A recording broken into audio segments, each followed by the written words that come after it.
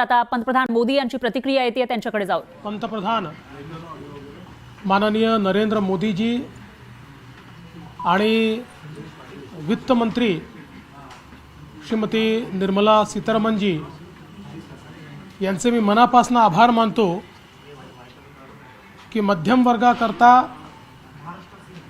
एक dream budget त्यांनी दिलेलं आहे आणि अपेक्षेपेक्षा अधिक म्हणजे इन्कम टॅक्सची लिमिट थेट 7 लाखावरनं 12 लाखापर्यंत नेलेली आहे। त्यामुळे आता 12 लाख रुपये उत्पन्न असणाऱ्यांना कोणताही टॅक्स भरावा लागणार नाही अशी जी इन्कम टॅक्सची रचना करण्यात आलेली आहे याचा मोठा फायदा मध्यमवर्गीयांना, नोकरदारांना, नवतरुणांना या ठिकाणी होणार आहे।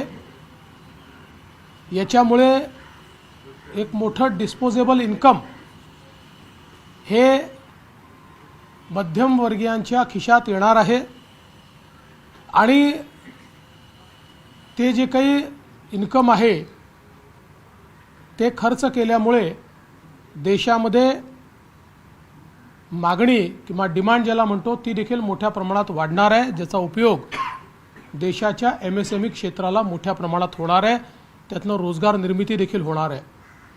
त्यामुळे मला असं वाटतं की या अर्थसंकल्पामध्ये अतिशय बोल्ड स्टेप ज्याला आपण म्हणू शकतो, अतिशय धीरानं घेतलेला अशा प्रकारचा हा निर्णय निश्चितपणे भारताच्या आर्थिक इतिहासातला मैलाचा दगड ठरेल असं माझं मत आहे।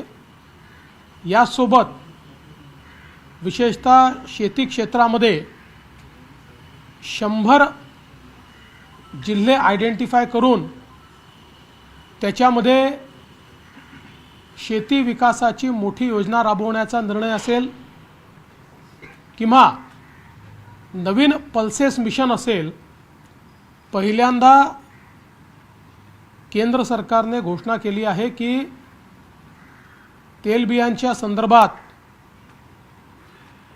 जी काही व्हॅल्यू चेन तयार होईल त्याच्यामध्ये 100% खरेदी केंद्र सरकार करणार आहे आणि हमीभावाने करणार आहे। त्यामुळे निश्चितच शेतकऱ्यांना अधिक उत्पादन मिळण्याकरता, अधिक पैसे मिळण्याकरता त्याचा एक मोठा फायदा होणार आहे। मासेमारी करणाऱ्यांकरता देखील जी काही क्रेडिट लिमिट 3 लाखाची होती ती 5 लाख बिनव्याजी करण्यात आलेली आहे, ज्याचा फायदा मोठ्या प्रमाणात होईल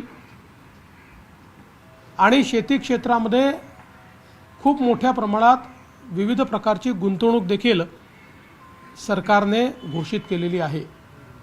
यासोबत MSMEच्या क्षेत्रामध्ये विशेषतः जी काही क्रेडिट एनहान्समेंट असेल, लिमिट वाढवणं असेल, यामुळे MSMEच्या क्षेत्राला सर्वाधिक फायदा होईल।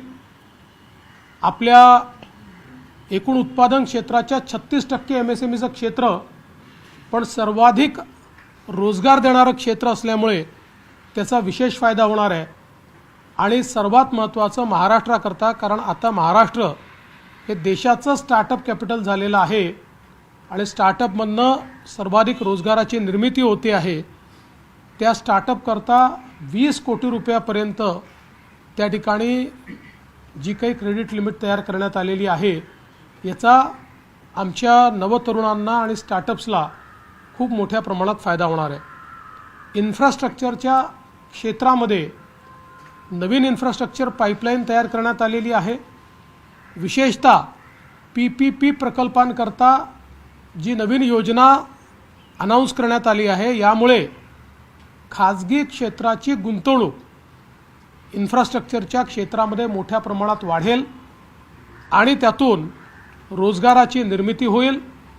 त्यासोबत ॲसेट मॉनिटायझेशनचं जो नवीन फ्रेमवर्क आहे त्यामुळे निश्चितपणे ज्या ॲसेटमध्ये गुंतवणूक केली आहे त्यातनं पैसा रिअलाइज होणं आणि तो दुसरीकडे डिप्लॉय करणं याला एक मोठी चालना मिळणार आहे।